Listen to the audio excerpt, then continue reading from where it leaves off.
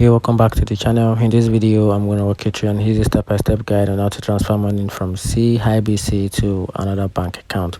Make sure you watch the video to the very end so you don't make any mistake, and also hit the subscribe button because it really helps me out. So to get started with the process on how to transfer money, the first thing to do is to log into your cibc online banking or the mobile banking app.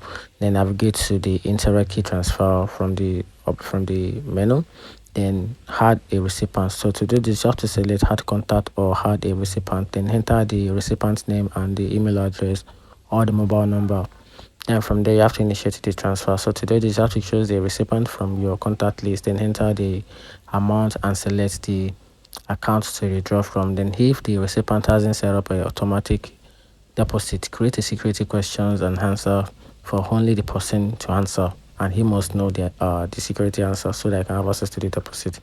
Then after that, you have to review and send. So confirm the details and send the transfer, and that's how you can simply send or transfer money from cibc to another bank account. If